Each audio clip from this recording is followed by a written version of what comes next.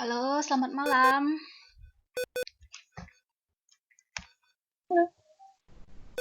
Halo, Mbak. Malam. Dengar nggak? Ada suaranya nggak kita? Halo? Halo, Iya, jelas ya, Mbak, suaranya ya? jelas. Di sini jelas. Oke, Mbak. Oke. Oke, Mbak Sri, kita mulai ya pelajaran kita hari ini.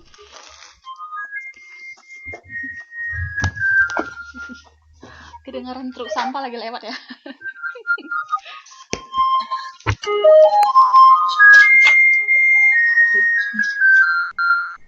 Wow.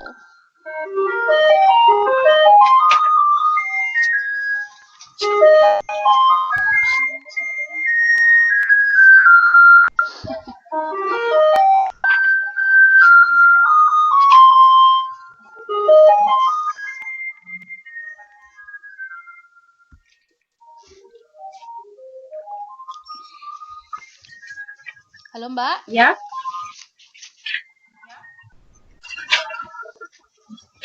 Sebelum kita masuk ke lanjutan yang kemarin, kita ulang sedikit ya, Mbak, soal modul 3 mengenai persepsi, sensasi dan persepsi. Masih ingat nggak, Mbak, apa yang dimaksud dengan sensasi? sensasi. Yaitu merupakan tahap penerimaan awal yang disimpan oleh memori.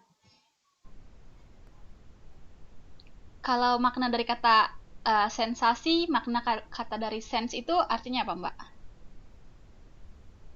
Sen itu artinya apa ya? Udah lupa saya. Sense. Sensasi.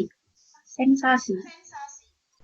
Ya, itu diambil dari kata sense. Kalau ada six sense, Indra keenam. Indra. Sense. ya. Indra. Jadi jadi sense itu adalah sensasi itu adalah sebuah rangsangan yang pertama kali ditangkap oleh alat indera. Kalau persepsi, Mbak? Persepsi adalah awal yang terjadi uh, sesuatu yang di sesuatu yang diterima oleh otak, kemudian disimpan, kemudian di apa itu diungkapkan kembali. Ya, sensasi itu adalah cara kita menginterpretasikan dari uh, dari sensasi. Tadi persepsi itu adalah cara kita menginterpretasikan dari sensasi yang kita terima. Misalnya kita mendapat sensasi atau stimulus dari luar, kemudian kita menyimpulkannya atau kita menginterpretasikannya, itu yang disebut dengan persepsi. Kemarin itu ada contoh dari perbedaan persepsi dan sensasi. Mbak masih ingat nggak? Contohnya, contoh contoh dari sensasi adalah ketika kita melihat teman yang ada di jalan gitu, kita Ya. sensasinya itu teman saya. Kalau kita tahu itu teman saya, tapi kalau persepsinya kita tahu pernah mengingat kalau itu, oh iya itu teman saya, itu persepsi namanya. Hmm, kalau ke sensasi itu ketika Mbak melihat itu disebut sensasi, tapi ketika Mbak menyimpulkan bahwa itu adalah teman Mbak, itu adalah persepsi. Iya, Berarti berarti uh, sensasi itu uh, adalah ketika panca indera Mbak menangkap dari objeknya kan teman Mbak. Ketika Mbak melihatnya itu disebut dengan sensasi. Tapi ketika Mbak berasumsi bahwa dia adalah teman Mbak, itu namanya persepsi. Susah ya Mbak menjelaskan karena kadang-kadang persepsi dan sensasi ini dia iya. kayak mirip gitu loh. Coba kasih satu contoh lagi deh, Mbak. Ketika kita mencium sesuatu itu ya, itu itu Mhm. mencium sesuatu itu namanya sensasi. Tetapi kalau kita mencium kayak bau harum kayak parfumnya teman saya gitu, oh iya ini berarti minyak wangi yang pernah dipakai oleh teman saya gitu. Ya, udah. Ya, itu namanya persepsi. Oke, kita lanjut ya Mbak. Kemarin kan ada yang ketinggalan itu apa yang dimaksud dengan faktor struktural. Katanya ketika kita melihat sensasi itu, ketika kita melihat sensasi itu akan diolah dan itu diolah menjadi persepsi. Dan persepsi itu dipengaruhi oleh faktor-faktor. Dan kemarin kita udah belajar beberapa faktor, ada personal, ada juga faktor struktural, tapi kemarin kita masih postpone karena belum jelas penjelasannya. Ada perhatian, ada faktor situasional. Ya, sekarang kita lanjut ke faktor struktural. Kalau masih ingat Mbak, apa itu dimaksud dengan faktor personal? Faktor personal adalah faktor personal dalam menginterpretasikan persepsi. apa ya? Pandangan pokok psikologi yang berpusat pada apa di persepsi itu merupakan suatu kebulatan atau unity. Misalkan alam individu mempersepsi sesuatu yang tidak hanya bergantung pada stimulus objektif saja. Ya, faktor personal itu ya faktor kita sendiri ya Mbak. Contohnya emosi kita pada saat itu, apakah kita lagi senang, apalagi sedih, atau ke suasana mental kita, apakah kita mentalnya lagi sehat, tidak sehat, atau latar budaya kita, kebutuhan kita. Jadi itu semuanya mempengaruhi faktor dari persepsi kita dalam bidang personal. Lalu ada lagi struktural, ini saya jelaskan. Struktural dikatakan bahwa pandangan pokok psikologi, faktor struktural ini juga disebut dengan pandangan Gestalt, Mbak. Jadi biasanya selain pakai faktor struktural, dia juga sering bilang faktornya Gestalt. Yang katanya yang berpusat pada apa yang dipersepsi itu merupakan suatu kebulatan atau suatu unity. Maksudnya di situ suatu kebulatan dan satu unity. Oke, kita lanjut aja baca.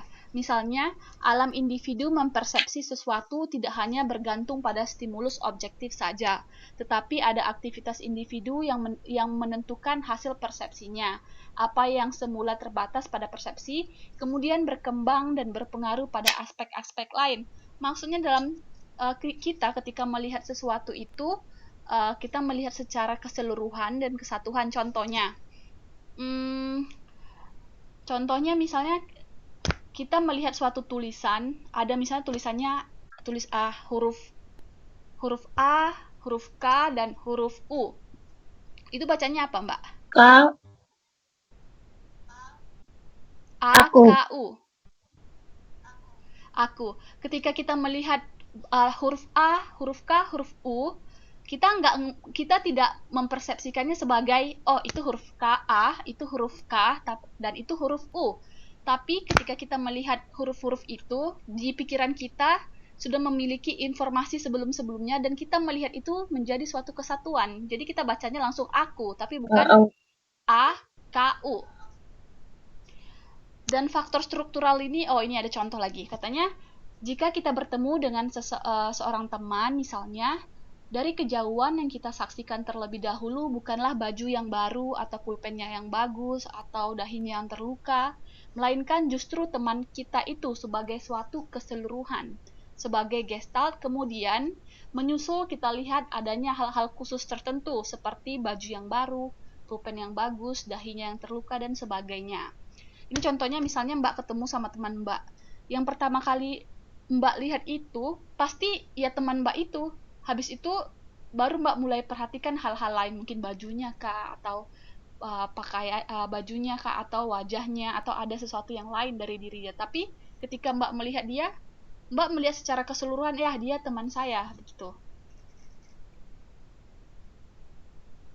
Jadi kalau konsepnya secara struktural ini, dia melihat sesuatu itu secara lengkap. Jadi persepsinya itu dipengaruhi bukan hanya dari satu objek aja. Dan ini dibagi menjadi 3 hal. Jadi katanya keseluruhan. Tapi keseluruhan ini juga dibagi menjadi tiga hal yang disebut dengan yang pertama prinsip kedekatan. atau principle of proximity. Mbak bisa buka halaman 313. 3.13. 313, Bu. Prinsipal. Iya. Faktor situasional bukan? Ya, yang prinsip kedekatan. Katanya bahwa unsur-unsur yang saling berdekatan dalam bidang pengamatan akan dipandang sebagai satu bentuk tertentu. Coba Mbak pandang yang garis-garis yang digambar 3.6.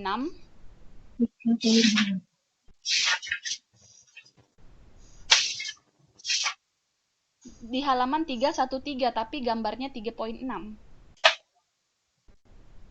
313. Nggak ada ya, Bu? Gambar garis-garis nggak ada ya, Mbak? Garis. Oh iya, prinsip kedekatan ini ya. Oh, iya, prinsip kedekatan. Jadi katanya persepsi kita itu biasanya ketika kita melihat benda atau objek yang saling berdekatan, kita akan memandang itu sebagai bentuk tertentu, atau dia memiliki hubungan. Contohnya garis-garis, lihat garis yang pertama dia ada spasinya jauh-jauh. Garis satu itu, Mbak. Kalau kita lihat itu, persepsi kita mengatakan bahwa oh itu ada garis yang berbeda, satu garis sama antara garis lainnya itu berjauhan, mereka tidak satu kelompok. Tapi ketika kita lihat garis yang kedua yang di sebelahnya, kita akan berpikir bahwa itu adalah 3 kelompok garis. Sebenarnya di situ kan ada 6 garis, tapi karena dia berdekatan, kita akan persepsi kita itu akan menangkap bahwa dia itu adalah sekelompok dari 3 garis. Iya. Iya nggak, Mbak? Yang ini lebih dekat, yang itu lebih jauh. Tapi kalau yang sebelumnya pasti kita berpikir itu ada garis yang berjumlah 6, tapi di sebelahnya memang ada garis yang berjumlah 6, tapi dia dibagi menjadi 3 bagian.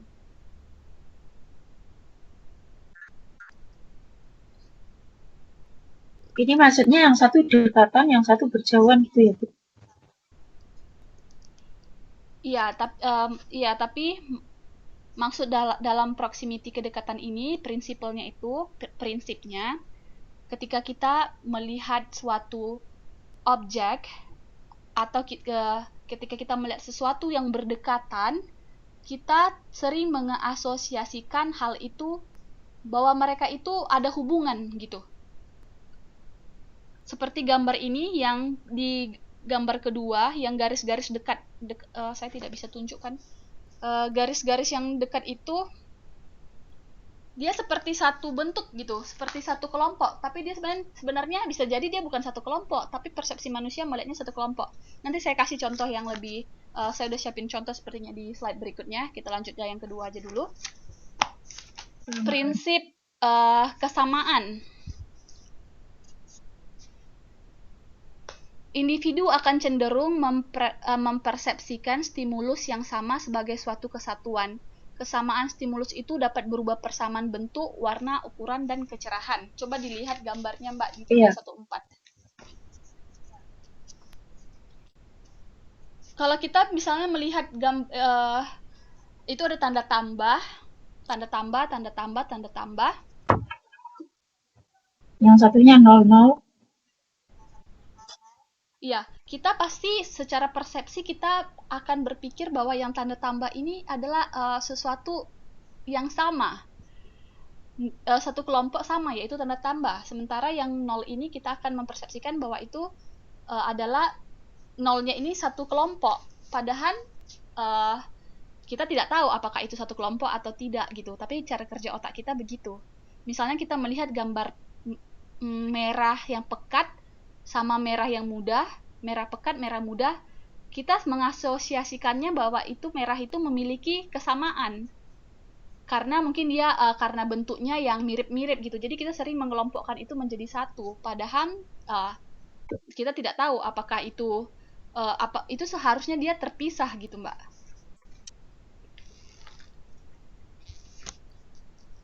Bisa ngerti nggak, Mbak? Agak bingung ini, Bu. Yang kesamaan ya. contohnya misalnya kita kalau apa ya, seperti Mau gimana pakai ya, baju kalau merah, kita merah semua gitu. oke. Misalnya Mbak mau di lemari, Mbak mau di lemari Mbak ini ada bajunya, saya ada banyak warnanya. Terus Mbak mau merapikannya berdasarkan warna-warna baju Mbak itu. Terus di situ ada warna biru, tapi biru itu ada biru muda, biru tua, atau biru-biru yang lain-lainnya. Dan lagi ada warna merah, ada juga merah muda, merah tua. Lalu Mbak mengkelompokkan baju Mbak itu berdasarkan warna itu. Padahal merah muda sama merah tua sebenarnya itu warna yang berbeda. Maksudnya itu bukan merah aja, tapi udah ada definisi lainnya yaitu merah tua, merah muda. Tapi kita sering mengasosiasikan sesuatu itu kalau dia mirip gitu. Oh iya, paham. Iya Bu, paham. Coba ya dilihat di sini ya, ada similarity and oke. Kita lanjut aja, ada contohnya di situ. Oh, lalu yang terakhir ada kelengkapan, prinsip kelengkapan katanya bahwa orang cenderung akan mengisi kekosongan suatu pola objek atau pengamatan yang tidak lengkap. Walaupun stimuli yang kita terima tidak lengkap, namun kita akan mengorganisasikannya melalui interpretasi simuli yang kita persepsi. Ya, itu contohnya di 3.8. Itu Mbak tahu nggak gambar yang ketiga itu gambar apa? Harimau. Kucingnya. Hmm, dari mana Mbak tahu Dari itu kucing? kumisnya. Terus dari bentuk telinga. Ya, jadi itu maksudnya adalah persepsi kita atau cara kita berpikir itu, walaupun itu dia tidak lengkap gambar kucingnya, tapi pikiran kita langsung bisa berpersepsi bahwa itu adalah kucing. Jadi dia bisa langsung, walaupun informasinya tidak lengkap, seperti gambar ini apa namanya, segitiga, kan segitiga itu garisnya Uh, putus-putus. Tapi kita tahu bahwa itu hmm, segitiga. Dan itu ada juga lagi gambar persegi 4, kita juga tahu itu persegi 4. Padahal dia garisnya putus-putus. Jadi pikiran kita itu atau persepsi kita itu dalam konsepnya kelengkapan, dia bisa melengkapi objek yang kosong. Nggak harus kita sudah memiliki informasi yang cukup seperti yang gambar kucing ini ya, sudah kelihatan ekornya, sudah kelihatan kumisnya atau telinganya. Walaupun gambarnya tidak lengkap, kita bisa berpersepsi bahwa itu adalah kucing. Gitu Mbak, kalau prinsipnya dari kelengkapan. Jadi kelengkapan itu adalah uh, pikiran kita, dia bisa mengisi kekosongan dari objek itu dan menyimpulkan apakah objek itu. Walaupun dia tidak lengkap gitu. Jadi ini secara langsung mau bilang pikiran kita itu hebat ya gitu. Begitulah kemampuan pikiran kita, walaupun dia tidak lengkap, tapi dia bisa mengisi ketidaklengkapan itu. Bisa aja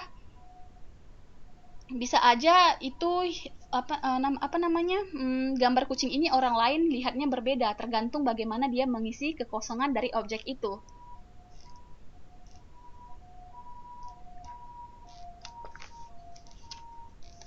Ngerti Mbak soal iya Bu. kelengkapan? Oke, kita lihat tadi ini contoh dari similarity. Saya lihat ambil contohnya dari YouTube. Di situ saya cantumkan source-nya atau reference-nya. Contohnya tadi similarity ya, katanya yang mirip-mirip. Mbak bisa lihat kalau saya gerakkan kursor, Mbak bisa lihat Enggak. kursornya nggak? Oh, nggak bisa ya.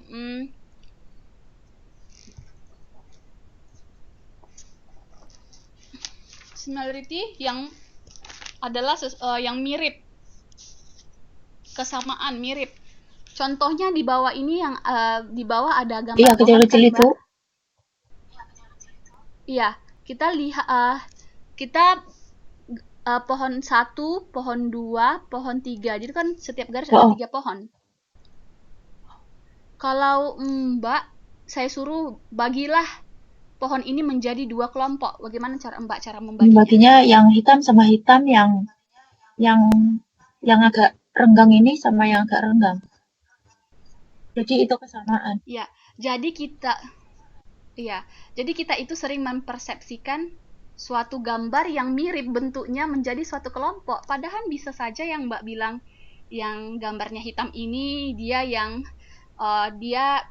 apa namanya dipisahkan sama yang agak daunnya renggang-renggang. Bisa saja itu sebenarnya satu pohon yang berbeda semuanya, bukan pohon yang sama.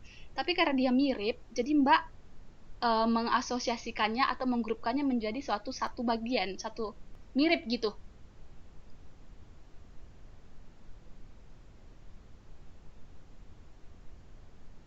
Terus yang tulisan Gitu, Mbak. NBC itu apa, Bu? Nah, itu dalam NBC itu maksudnya tadi kayak contoh yang saya bilang tadi. Kita itu kan mau bilangkan suatu mungkin merek di Amerika atau singkatan kayak apa ya? Sering di Indo LG gitu. Uh, kita melihat ini, kita nggak baca cuma satu gitu. Kalau kita sudah memiliki informasi tentang bacaan itu seperti LG, kita langsung tahu gitu. Oh, sebentar ada suara Itu polisi. polisi atau ambulan, Bu? Oh, ambulans sih. Saya nggak tahu, saya di atas. Biasanya begitu ambulans ya? Kayaknya ambulan atau pemadam kebakaran, Bu? Oh, Kayaknya pemadam.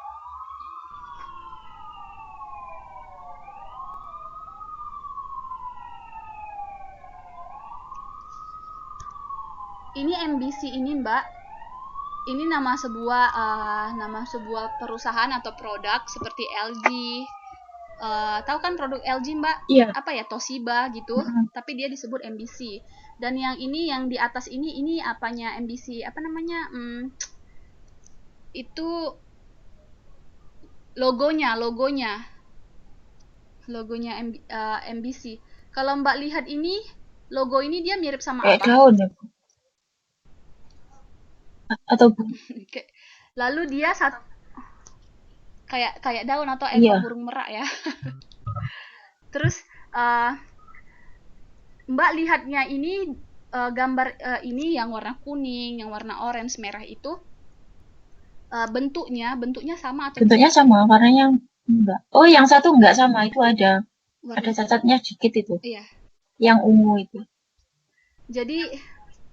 Jadi ini apa namanya? Bentuk ya yang sama ini kan digabung itu dia mirip, terus dia menjadi suatu gambar lain, yaitu seperti apa namanya? Seperti ekor burung merak atau tadi seperti apa Mak bilang kayak kipas. Kayak kipas, kayak daun. Jadi satu. Iya, ini gambarnya ini mirip, tapi kita nggak tahu apakah dia benar-benar itu maknanya, apakah itu benar-benar satu pola. Tapi di sini dia mirip, jadi kita melihatkan ini satu kelompok gambar gitu. Tapi coba dilihat satu lagi yang ada gambar ini Mbak. Yang mana? Yang bawah bukan? Yang kotak-kotak itu. Buka yang petak-petak yang Itu kan yang satu beda lagi itu. Ya, karena ini bentuknya beda satu, Mbak menggabungkan ini menjadi suatu kesatuan yang sama tidak dengan gambar yang sebelahnya? Kalau untuk kesamaan enggak, soalnya warnanya beda. Iya, jadi kita itu maksudnya cenderung melihat sesuatu yang mirip itu, kita jadikan dia memiliki hubungan gitu, atau jadi satu grup. Begitulah cara kerja persepsi kita menurut teorinya si Gestalt ini, menurut prinsipnya similarity. Jadi kita cenderung melihat hal itu, melihat suatu kesatuan itu secara keseluruhan. Contohnya dalam kedekatan, kalau ada sesuatu yang berdekatan yang kita sering apa namanya memikirkan bahwa itu satu kelompok, padahal belum tentu satu kelompok. Persepsi kita sering begitu. Atau kalau dia apa namanya memiliki kesamaan, kita sering asosiasikan mereka satu kelompok. Lalu ada proximity, apa namanya proximity katanya tadi kedekatan. Mbak ini bisa yang mana yang bisa bacaan ini loh, yang ini gambar yang warna biru paling ujung itu apa? Unilever. Yang gambar di atasnya? Adidas. Bukan, maksudnya itu kan di bawahnya Unilever. Terus tuh itu di itunya Garis-garis ini ya, Bu. bentuknya Garis-garis itu ini kan. Yang ya. satu renggang, yang satu dekat. Terus sebelahnya lagi kan kayak titik-titik hitam ini. eh yang ini gambar kita melihat ini karena kita melihatnya satu. Tapi coba kita lihat lagi lebih detail lagi. Itu sebenarnya bukan huruf cuman itu gambar yang apa itu bulat-bulat shape begitu yang digabungkan dekat-dekat menjadi huruf U. Kayak yang bawahnya lagi ini kayak apa ya? Gebuk kasur gitu ya, Bu. Kasur?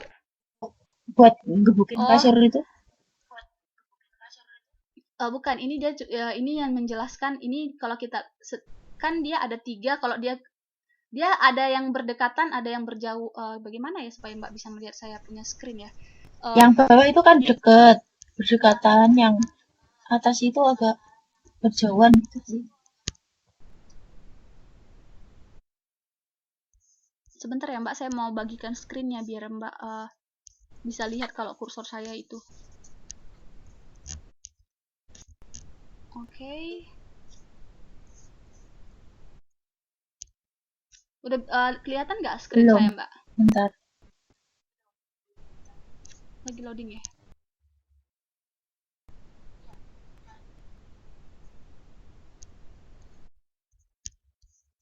Kalau apa saya kelihatan tidak Udah. kursor Kelihatan. saya? Itu caranya gimana, Bu? Kok bisa bisa layarnya bisa kebalik gitu? Nah, layarnya bisa Kebalik? balik ke layar. Oh, oh ada pilihannya. Katanya eh proximity itu terjadi ketika kita melihat suatu objek itu saling berdekatan. Oke, kita cobalah dari yang pertama. Di sini ada titik-titik, ada lihat kan Mbak, ada banyak titik-titik, tapi titik-titik itu dikelompokkan menjadi tiga. Jadi kita melihat di sini ada berapa objek? Ada tiga di titik-titik ini. Iya. Mbak lihat kursor saya tidak? Mm. Iya. Jadi ini yang pertama, ini yang kedua, yang ketiga. Jadi kita melihatnya ini tiga bagian. Padahal sebenarnya ini adalah kumpulan dari titik-titik. Jadi kita menganggap ini adalah tiga gitu, bukan lagi kita hitung satu dua tiga ada berapa titik di situ, atau kita berpikir ya mungkin itu kebetulan aja di situ berdekatan, tapi kita nggak mikir begitu, tapi kita berpikir bahwa oh itu adalah tiga kelompok dari titik-titik. Terus kalau Mbak lihat ini Adidas, Mbak tahu nggak merek Adidas itu merek, tahu kan, sering kan Iya. lihat di baju sepatu. Iya, kalau kita lihat dia, ini kan merek Adidas yang benar. Kita kalau lihat ini mungkin langsung tahu, oh itu merek Adidas. Tapi kalau ini dijauhkan, gambarnya ini dipisah-pisahkan, kita tahu tidak bahwa itu Adidas atau tidak? Atau kita berpikir itu KB. Adidas atau tidak? KB. Kenapa Mbak? Yang KW juga nggak gini-gini banget jauhnya Mbak. Maksudnya adalah kita melihat sesuatu itu secara keseluruhan dalam prinsip kedekatan. Ketika suatu benda berdekatan seperti ini menjadi ini, itu memiliki arti. Kita melihatnya menjadi suatu makna, yaitu adalah merek Adidas. Tapi coba ini dijauhkan, mungkin kita cuma bilang oh itu ada gambar seperti batang begitu tiga, ada yang panjang, ada yang pendek. Pikiran kita tidak menangkap itu menjadi Adidas. Jadi ketika dia didekatkan, baru itu memberikan arti. Seperti ini seperti kita bilang ini gambar pohon atau gambar awan. Kalau kita lihat secara karena dia berdekatan dan membentuk suatu objek. Tapi kalau bisa dilihat ini sebenarnya cuma gambar garis-garis panjang-panjang begitu. Tapi kita melihatnya seperti awan. Ini juga kita lihat seperti huruf U. Padahal ini gambar daun-daunan yang cuma disusun-susun begitu. Tapi kita melihatnya dia gambar U. Tapi sebelumnya saya mau jelasin dulu dalam dalam psikologi, hal-hal kecil seperti kita melihat sesuatu atau kita memikirkan sesuatu itu semuanya ada teorinya. Maksudnya Mbak, kita kayaknya kita melihat ini hal yang gampang aja gitu. Misalnya ya itu gambar Adidas, ya itu gambar pohon-pohon. Tapi kenapa kita bisa melihat itu gambar pohon-pohon? Kenapa kita bisa membuat pohon itu menjadi suatu melihat itu menjadi suatu bagian, suatu kelompok seperti ini jadi Adidas. Kenapa? Ini kan dari mana kita tahu ini Adidas? Karena ini digabung memang itu simbolnya Adidas. Berarti kita melihat itu satu kesatuan, bukan cuma satu-satu seperti ini yang maknanya udah berbeda. Terus ini juga kita lihat ini sebagai huruf U. Kenapa kita tidak memandang ini sebagai daun-daun satu-satu begitu? Nah, itu teorinya struktural. Dia kita melihat secara keseluruhan. Atau kita mempersepsikan sesuatu karena kita melihat sesuatu itu dari keseluruhan.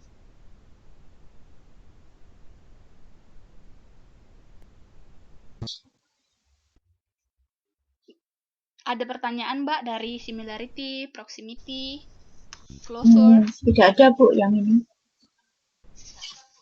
Paham.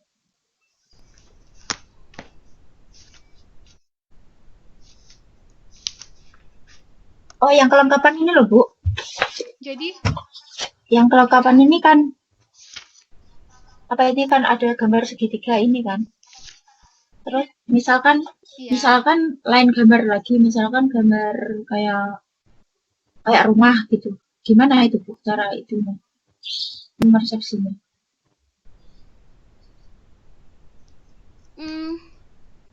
Tergantung gambar rumahnya. Maksudnya di situ kalau rumahnya kita sebentar ya. Mbak bisa lihat ini kan, bisa lihat apa namanya? Bisa lihat apa saya, screen saya? Kerangka rumah.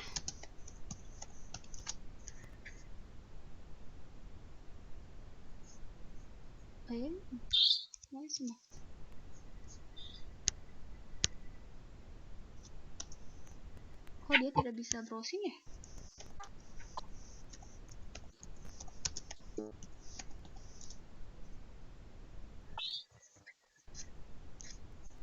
Wah, dia nggak bisa browsing Mbak. Tapi Mbak kalau ngelihat dari kerangka rumah, walaupun rumahnya tidak lengkap, tapi Mbak bisa berpikir bahwa itu rumah kan? Iya, jadi dalam prinsipnya kelengkapan ini, walaupun kita melihat sesuatu objek itu dia tidak lengkap, tapi pikiran kita itu dia bisa mengorganisasikannya menjadi lengkap. Seperti tadi inilah gambarnya kucing tadi. Padahal itu kucingnya banyak yang putus-putus itu, mulai dari lehernya ke kakinya dia tidak ada garisnya. Tapi Mbak langsung tahu bahwa itu adalah kucing. Mbak bisa mempersepsikan bahwa itu adalah kucing, walaupun gambarnya tidak lengkap. Jadi artinya pikiran kita itu, otak kita itu ketika kita menangkap objek atau stimulus, walaupun tidak lengkap, dia bisa menginterpretasikan objek itu gitu dalam prinsipalnya kelengkapan. Oke.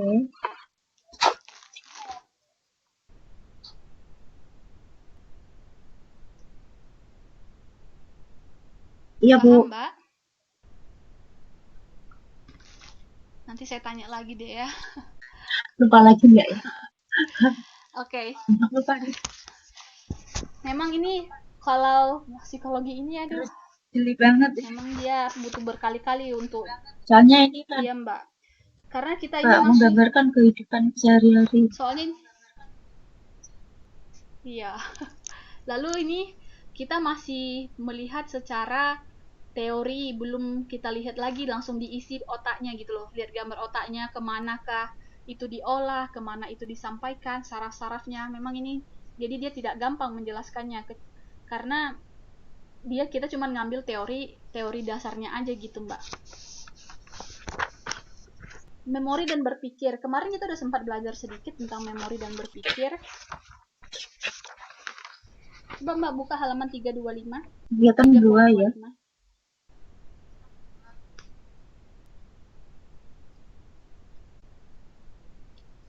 Mbak masih ingat apa yang disebut dengan memori? Sesuatu yang menyimpan, memanggil, dan kemampuan untuk merekam,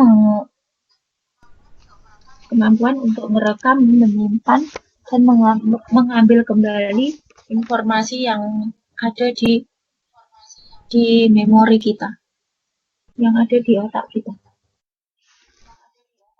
Iya benar Mbak. Kemarin karena kita udah bahas, cuman ini saya ambil sedikit untuk pendahuluannya supaya kita bisa masuk lebih jauh lagi topiknya. Katanya setiap manusia pasti melibatkan memori dalam melakukan kegiatan sehari-hari, seperti mengingat hal apa saja yang sudah terjadi serta apa saja yang akan direncanakannya. Hal itu adalah bagian dari memori. Memori dapat diartikan sebagai ingatan. Jadi memori itu adalah ingatan. Memori merupakan alat atau tempat menerima, mengelola, serta menyimpan informasi ke dalam otak dan bisa digunakan kembali, atau tadi recall tadi Mbak, mengingat kembali informasi tersebut. Memori mempunyai peranan penting dalam kehidupan manusia. Nah, itu untuk pembukaannya. Terus katanya setiap kali stimulus mengenai panca indera kita akan merekam stimulus itu secara sadar maupun tidak sadar. Gimana Mbak pendapatnya? Maksudnya gimana tuh, Bu? Stimulus itu rangsangan ya Mbak, seperti misalnya merasakan angin atau melihat atau apa aja yang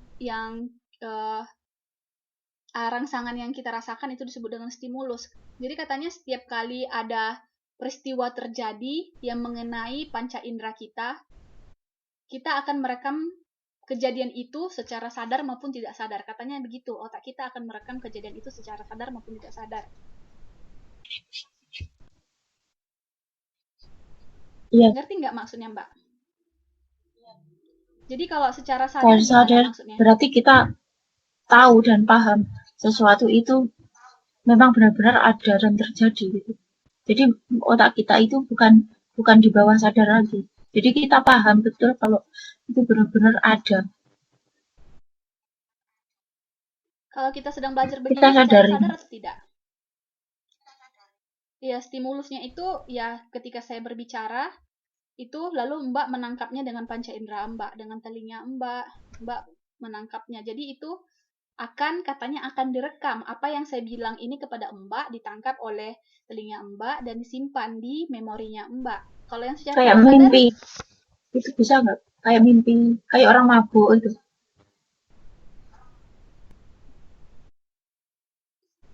Setiap contohnya mungkin ketika kita melihat sesuatu kita mau berpikir begini, kayaknya saya pernah melihat ini, kayaknya ini sudah pernah saya pernah jumpa sama ini orang, tapi kapan ya gitu.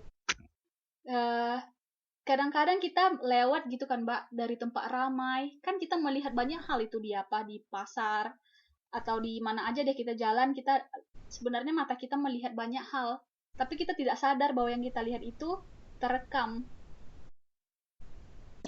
Itu namanya memori memudar ya Bu, atau yang disebut AUS itu ya? Oh itu nanti kita habis ini ada kita pelajarin. Ini memori secara, makanya saya kemarin ada baca penjelasan mengenai mimpi. Katanya kadang-kadang dipikir ketika kita bermimpi kita sering memimpikan wajah orang lain gitu, padahal kita nggak tahu orang itu siapa gitu Mbak. Pernah nggak Mbak mimpi ke tempat atau Mbak mimpi orang yang nggak Mbak kenal? Iya kayak pernah Bu. Terus apa itu kayak kalau kita pergi ke suatu tempat gitu ya, kayak ngerasa kita kayak pernah kesini gitu, kayak pernah ketemu orang itu. Ya, kemarin kadang saya pernah berpikir kenapa saya bisa memimpikan sesuatu yang belum saya pernah lihat. Kenapa saya bisa berada di tempat yang saya belum pernah ke sana? Menurut saya dari mana otak saya itu bisa memainkan itu di dalam mimpi saya? Kenapa dia bisa dari mana dia mendapat ide itu gitu? Nggak mungkin kan tercipta sendiri. Terus saya baca penjelasannya, katanya kadang-kadang kita misalnya lewat atau kita di dalam bus, kan kadang walaupun kita melihat ke jalan dan kita menghayal, tapi kan kita tetap melihat tapi tidak memperhatikan. Itu katanya semuanya terekam di otak. Kadang-kadang yang di dalam mimpi kita itu, orang yang kita lihat itu adalah orang-orang yang kita jumpai di jalan, tapi kita nggak sadar bahwa kita menjumpa sama dia. Atau tempat-tempat yang ada di dalam mimpi Mbak, mungkin Mbak lagi nonton, walaupun pikirannya melayang-layang kemana, tapi itu pemandangan itu ada di TV, mata kita lihat, tapi pikiran kita yang kemana-mana, tapi itu dia terekam, jadi dia berada di keadaan tidak sadar.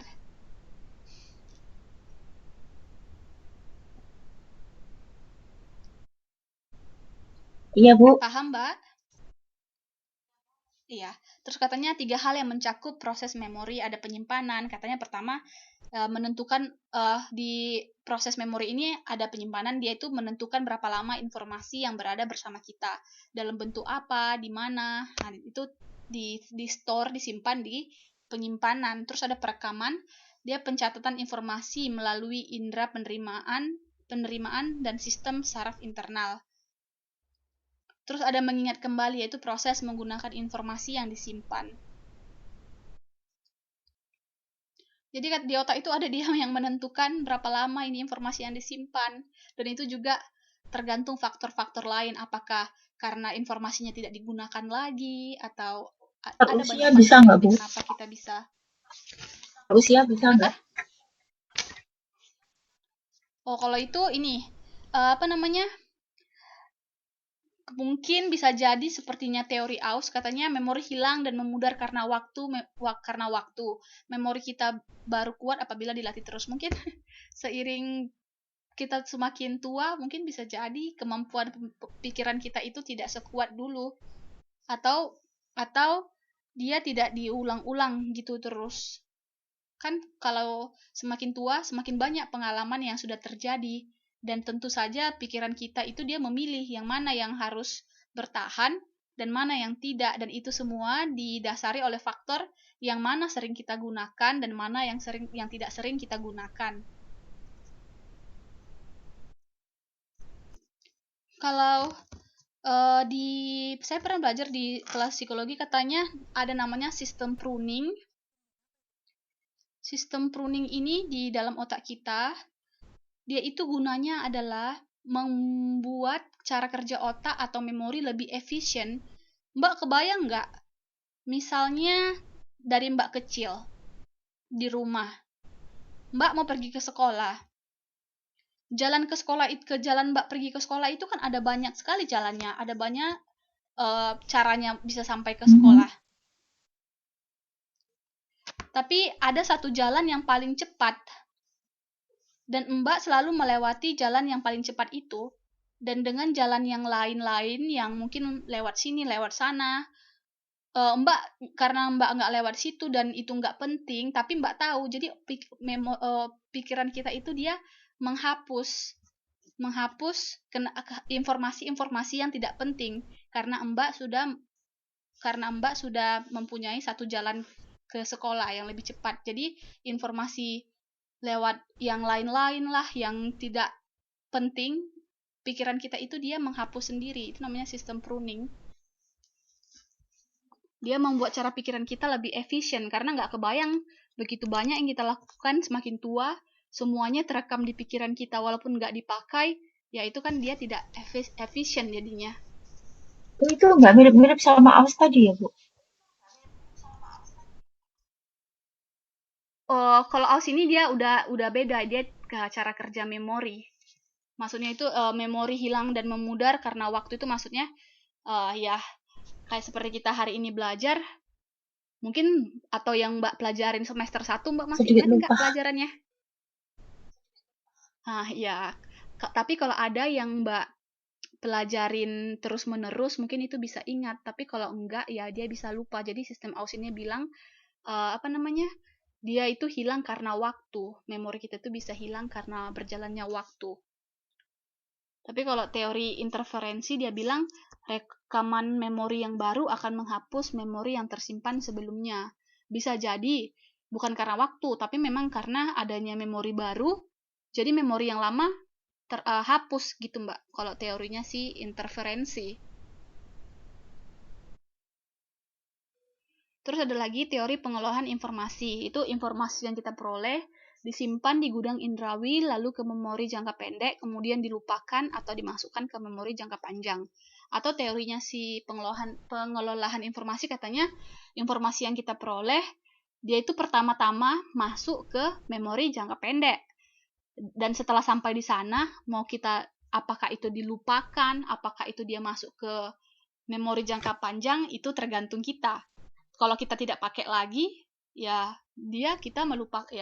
Tapi kalau dia kita pakai, kita asah terus, dia bisa dimasukkan ke memori jangka panjang. Seperti mungkin yang sering kita pakai itu gini, mungkin passwordnya Facebook Mbak sampai sekarang Mbak masih ingat gitu, karena setiap login, setiap masuk ke Facebook selalu diketik, jadi ingat. Tapi bagaimana dengan akun-akun sosial yang udah lama banget nggak dipakai, ya udah lupa kata sandinya, passwordnya. Itu contoh yang pengolahan informasi ya, Bu? Itu contoh, ya. Itu sebenarnya ini kesimpulannya dia bilang mereka ini sebenarnya bisa jadi mereka saling berhubungan satu sama lain. Bisa jadi contoh yang barusan tadi itu bisa dimasukkan ke teori Oz, bisa juga dimasukkan ke teori interferensi ataupun ke pengelolaan informasi.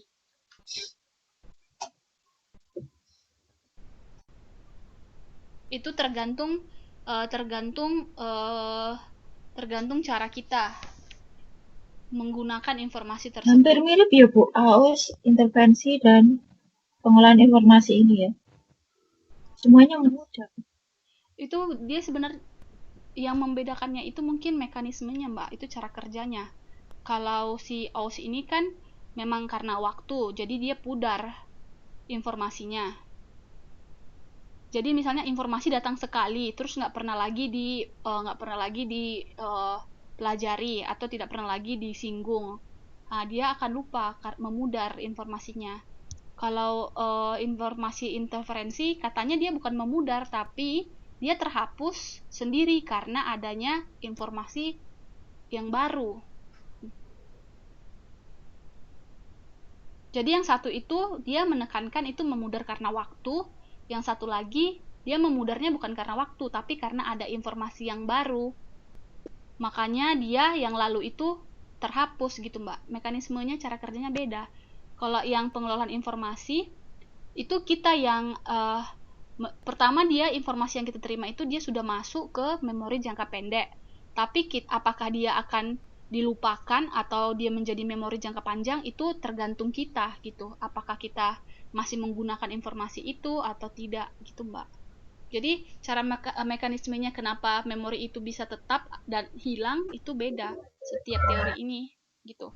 Kalau teori Oz dia menekankan gimana, Mbak? Bisa hilang karena apa? Yang apa, Bu? Yang teori Oz dia bisa hilang memorinya disebabkan oleh apa? Iya, kalau teori interferensi memori yang telah memudar. Yang telah interferensi kenapa, Mbak? Yang menghapus memori yang tersimpan sebelumnya. Ya, kalau interferensi itu karena ada memori baru, jadi memori lama terhapus. Kalau yang teori pengelolaan informasi yang kita peroleh disimpan di gudang indrawi, lalu ke memori jangka pendek, dan kemudian dilupakan atau dimasukkan ke memori jangka panjang. Ya, jadi dia itu apakah kita itu mau dilupakan atau itu mau dimasukkan memori jangka panjang, itu tergantung kita. Jadi dia itu tidak ada hubungannya dengan karena waktu, tidak ada hubungannya karena ada memori lama atau ada memori baru makanya dia terhapus. Dia tuh terhapus atau hilang ya karena memang dia berada di jangka pendek. Kalau kita pakai terus, kita ya dia bisa ingat, tapi kalau enggak ya terlupakan gitu loh. Kalau memorinya sih informasi, jadi mekanisme kerjanya berbeda. Ada lagi, kenapa kita bisa lupa? Katanya mengapa kelupaan itu terjadi? Kita udah bahas ini atau belum, Mbak? Belum. Di sini katanya yang pertama ada failure to encode, atau ada kita gagal gitu, kegagalan memasukkan informasi ke dalam memori.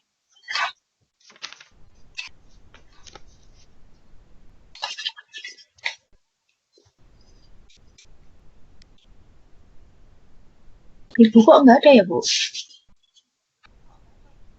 Ada di halaman 3.29. 29 udah rangkuman ini ya. Wah, berbeda ya. Di buku saya 3.29 ada. Kayaknya lengkapan punya Ibu deh. Mbak, oke, ya. Kalau begitu kita lihat saja dari screen-nya. Katanya failure to encode, atau kegagalan dalam memasukkan informasi ke dalam memori. Mungkin hal ini bisa disebabkan oleh cara kerja otak itu sendiri ya, Bu. Apa namanya, Mbak? Di dalam otak kita itu mungkin ada masalah, lalu dia gagal memasukkan informasi itu ke dalam memori. Kalau ini mungkin lebih ke masalah-masalah yang ada di dalam otak itu sendiri. Kegagalan memasukkan informasi ke dalam memori. Maksudnya gimana ya, Bu? Maksudnya kalau kita gampang lupa gitu apa ya? Kalau di buku dia bilang kalau kita mungkin bisa jadi uh, informasi itu kita nggak pernah mempelajarinya gitu. Atau misalnya kita mencoba ingat sesuatu. Uh, Tadi saya kayaknya menulis ini deh, misalnya kan, menulis um, resep misalnya masak ayam. Kita berpikir kita menulisnya gitu. Kita ngerasa kayaknya aku tadi nulis, tapi ternyata sebenarnya nggak nulis gitu loh. Oh, gitu. Ini saya bacakan ya. Oke, begini. Uh, Anda mungkin juga pernah mengalami kegagalan penyandian saat Anda diperkenalkan dengan seseorang, dan tak lama kemudian Anda tidak mampu mengingat nama orang tersebut. Anda mungkin bukannya melupakan nama itu, alih-alih nama tersebut mungkin tidak pernah memasuki sistem memori Anda. Kadang-kadang kita berpikir kita pernah melakukan ini, kita pernah mengingat ini, kayaknya begini deh. Padahal itu sebenarnya belum pernah gitu. Kayak kita sering bilang sama orang gini, kayaknya aku pernah jumpa deh sama kamu gitu kan. Oh iya gitu kan, iya kamu kan pernah kesini nggak? Aku mungkin jumpa kamu mungkin di pasar ini. Terus orangnya bilang, oh aku belum pernah pergi ke pasar itu. Wah, di situ kenapa kelupaan pernah terjadi? Sebenarnya itu karena memang belum kita belum pernah mengenal orang itu, atau kita belum pernah bertemu dengan orang itu gitu. Di sini dimasukkan ke dalam kegagalan dalam penyandian atau failure to encode. Di sini juga dikatakan jika informasi tidak memasuki otak kita melalui reseptor-reseptor sensorik akibat pengaruh sistem atensi. Akibatnya tidak ada informasi yang diingat. Jadi uh, reseptor sensorik itu ya yang ada di dalam tubuh kita yang kemarin kita pelajari. Misalnya untuk penciuman reseptornya apa, yaitu adalah bulu hidung kan, di kemarin kita pelajarin di halaman 3.4, Mbak. Poin cepat. Yang kemarin itu apa, Bu?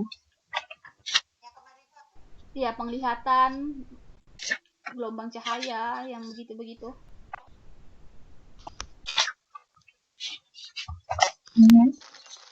Iya.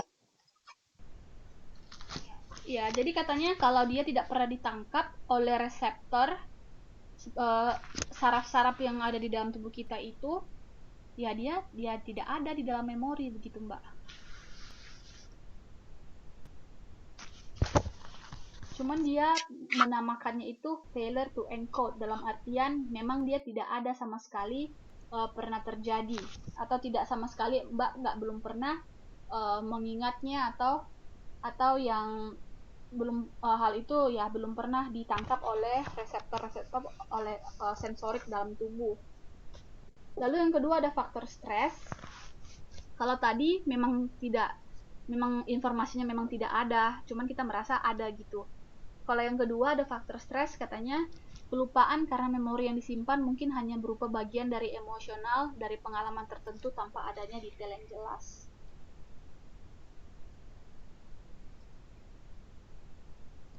Jadi itu cuman perasaan-perasaan saja, dan itu nggak ada informasinya yang jelas yang bisa ditangkap oleh memori gitu, Mbak.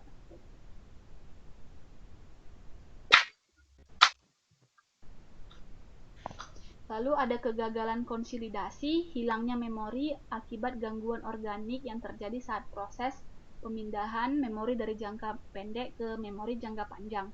Tadi yang terakhir ada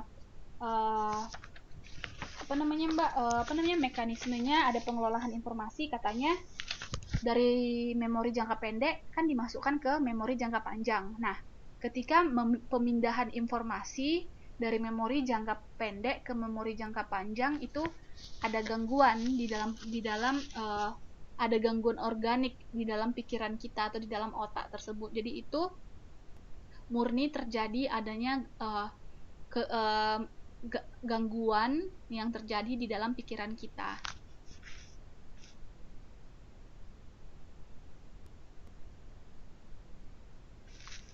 Lalu ada amnesia, ini sering dengar ya, Mbak? Iya, biasanya amnesia. orang tua-tua itu kena amnesia, hilang Iya, ingatan. tapi katanya amnesia. Iya, amnesia itu sejenis kelupaan yang terjadi akibat adanya masalah di otak disebabkan oleh penyakit lain. Jadi dia itu karena ada penyakit lain, jadi dia mengalami amnesia gitu. Contohnya katanya di sini ada penyakit apa sih? Alma yang gangguan otak sih, dia bikin menjadi kejang-kejang gitu, Mbak. Jadi itu amnesia itu bukan penyakit kelupaan gitu, tapi karena kita memiliki penyakit dan penyakit ini mengganggu fungsi dari memori kita atau otak kita, jadinya kita mengalami amnesia.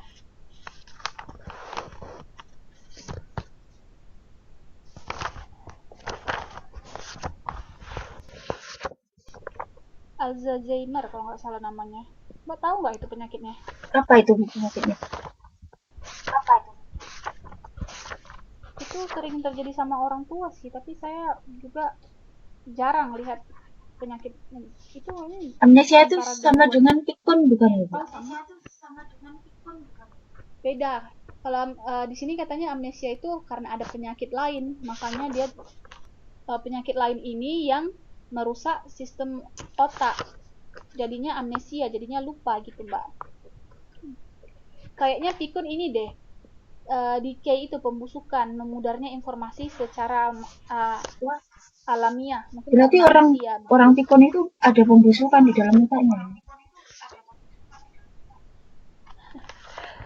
Iya, karena kan tubuh kita ini semakin lama kan memang semakin tua kan, lama-lama memang jadi lemah, Mbak. Seperti kulit kita kan lama-lama yang fresh juga lama-lama seperti keriput. Itu kan juga suatu seperti proses pembusukan.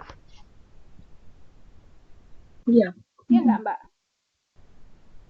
Iya, begitu juga dengan memori kita.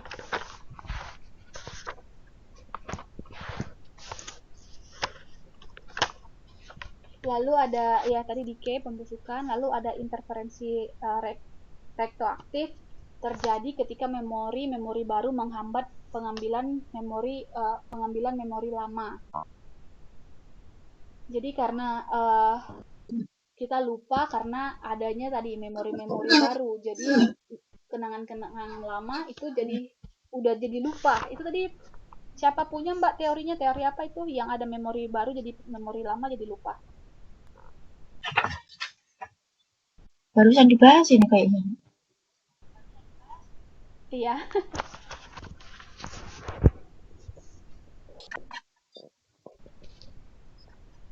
Itu punyanya si interferensi.